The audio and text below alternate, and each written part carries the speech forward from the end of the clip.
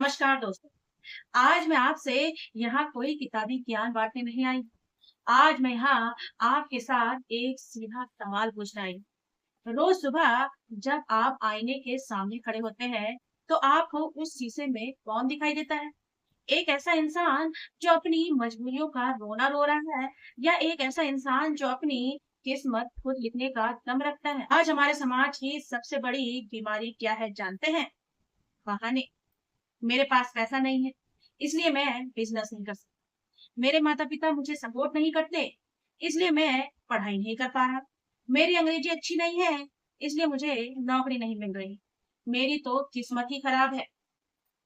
सच सच बताइए, क्या ये बात आपके मन में नहीं आती? हम सब अपनी नाकामयाबी का ठीकरा किसी न किसी के सिर पर फोड़ने के लिए तैयार बैठे रहते हैं।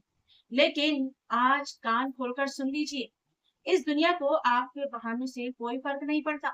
सफलता सिर्फ और सिर्फ नतीजे को सलाम करती है, आपके आंसुओं को नहीं। जब आप पैदा हुए थे, तब आपका अपनी परिस्थितियों पर कोई बस नहीं था। आप किस परिवार में पैदा होंगे, आपकी आर्थिक स्थिति क्या होगी, यह आपके हाथ में नहीं था। लेकिन आज आप जहाँ हैं और आने वाले 5 साल बाद आप जहाँ होंगे, उसके जिम्मेदार सिर्फ और सिर्फ आप ही होंगे। लोग अक्सर कहते हैं कि मेरे रास्ते में बहुत मुश्किलें हैं। मैं कहती हूँ शुक्र मनाओ कि मुश्किलें हैं, क्योंकि लोहा जितना तपता है ना, उतनी ही उसकी ताकत बढ़ती है। सोने को जब तक आग में नहीं डाला जाता, तब तक वह चमकता नहीं है। अगर आपकी जिंदगी में आज तकलीफें हैं, संघर्ष है, तो समझ लीजिए कि ऊपर वाला आपको एक बड़ा इतिहास रचने के लिए तैयार कर रहा है। लेकिन हम क्या करते हैं? हम मुश्किल में आते ही घुटने टेक देते हैं। हम दूसरों की बातें सुनकर रुक जाते हैं कि लोग क्या कहेंगे। ये दुनिया का सबसे बड़ा रोग है, जिसने करोड़ों सपनों को जन्म लेने से पहले ही मार दिया।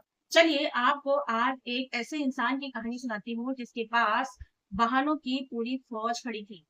एक लड़का जो बहुत गरीब परिवार में पैदा हुआ था। 7 साल की उम्र में उसके परिवार को घर से निकाल दिया गया और उसे खुद काम पर जाना पड़ा।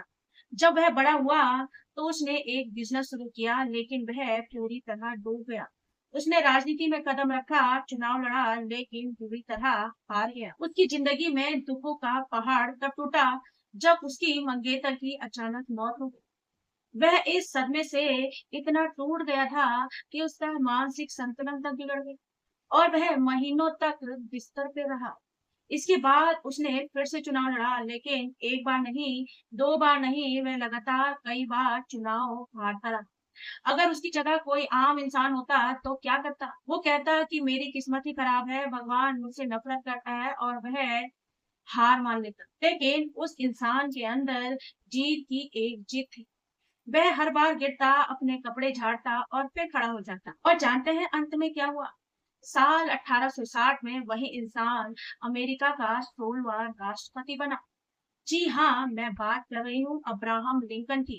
सोचिए, अगर अब्राहम लिंकन ने अपनी गरीबी और अपनी असफलताओं और अपनी निजी जिंदगी के दुखों को बहाना बना लिया होता, तो क्या आज दुनिया उनका नाम इतने सम्मान से लेती?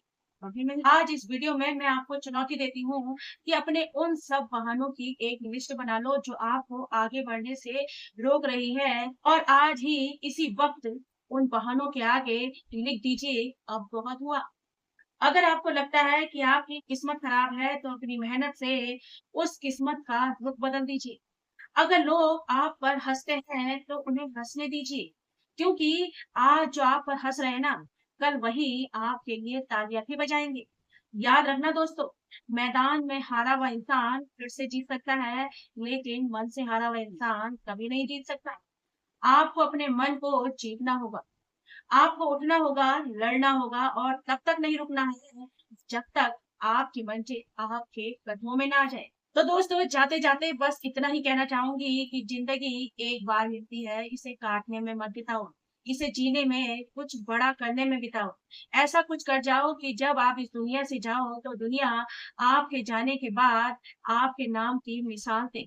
उठो, आगे बढ़ो, और अपने अंदर के उस शेर को जगाओ जो बहानों की बेड़ियों में बंधा हुआ है। मुझे पूरा भरोसा है कि आप में से हर एक इंसान के अंदर एक विजेता छुपा है। दोस्तों अगर ये वीडियो आपको अच्छी लगी हो तो ज़्यादा से ज़्यादा लाइक और शेयर कीजिएगा और कमेंट में मुझे ये ज़रूर बताइएगा कि क्या आपने अभी तक अपने बहानों की लिस्ट तैयार कर ली है? और क्या अब आप एक नया इतिहास रचने के लिए तैयार हैं? मुझे कमेंट में लिखकर ज़रूर बताइएगा।